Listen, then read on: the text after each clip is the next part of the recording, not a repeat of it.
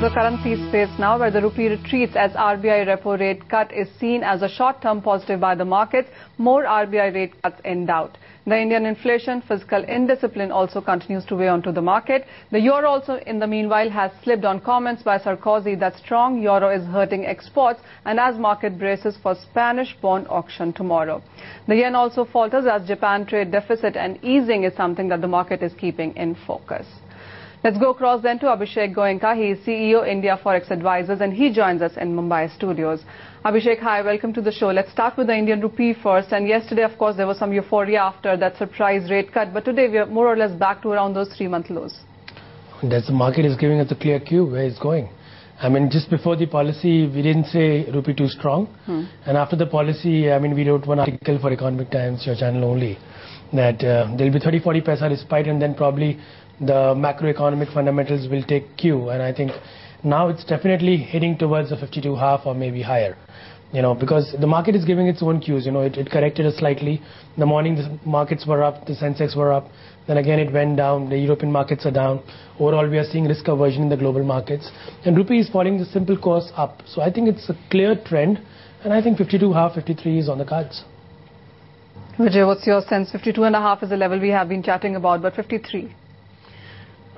Manisha, I would agree with 52.20, 52.25 as a near-term level. I would watch how the traders are basically building up positions thereafter. But I'm pretty much in agreement with my friend here that the rupee is clearly weak. It's on the ropes vis-a-vis the US dollar.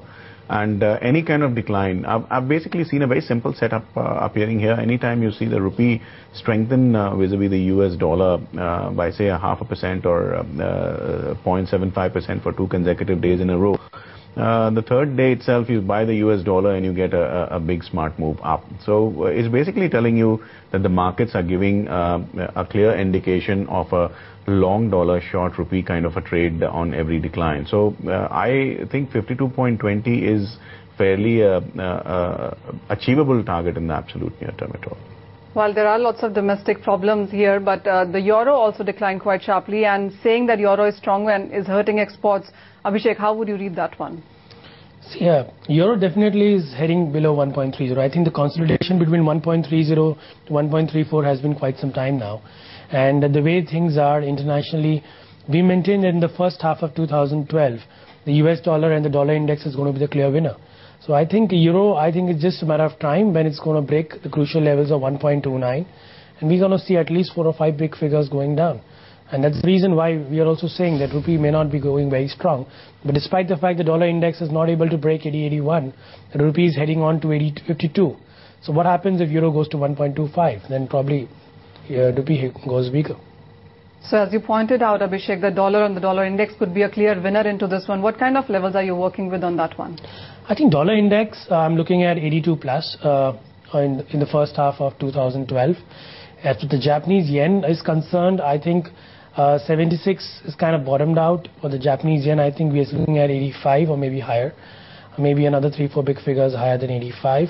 Because I think the consolidation between 76 to 80, you know, the market has kind of got suffocated. Now it's got that fresh breakout. The QE thing is still on in Japanese yen. Things are not too great there. I think poised for an 85 soon. That's where it's going. Vijay, what's your sense on the euro then? Because while the near term is something that 1.30 seems to be holding, but on a longer term charts, is 1.25 and levels below visible? I think once 1.29 is cracked, the decline would be somewhat accelerated, and I would agree that the 1.26, 1.25 levels would come in fairly rapidly, because then the traders would actually start to push to add their muscle onto their shorts. So I'm not really very gung-ho about the euro vis-a-vis the US dollar at this point in time. So we are looking at selling most of those Asian currencies, the rupee, the euro as well. How about the commodity currencies, Abhishek? Because that's another space that's taking a hit. See, I think the commodity currencies again take cues from China. Now, the way things are shaping up in the recent numbers we have seen in China in terms of growth, in terms of home sales and overall industrial production figures, I am not very delighted. So I personally feel if we talk about the New Zealand dollar or the Australian dollar, which are known as commodity currencies, I think at least 4 to 5 big figures down from the current levels. You if you look at the Australian dollar, it's going to 1.04, 1.05. It's again coming back close to parity. So it's actually suffocated. It's not able to go up. So I think New Zealand dollar and Australian dollar, looking at Chinese cues, I think it's going to go down. Maybe Australian dollar we're going to see below parity levels soon. All right, Abhishek, we'll let you go at that. Thank you, Vijay, so much for joining with us here. So not a very beautiful picture coming out in sense of the high-yielding currencies, most of them on a declining trend. Buy dollar, that is your friend, is what experts are telling us today.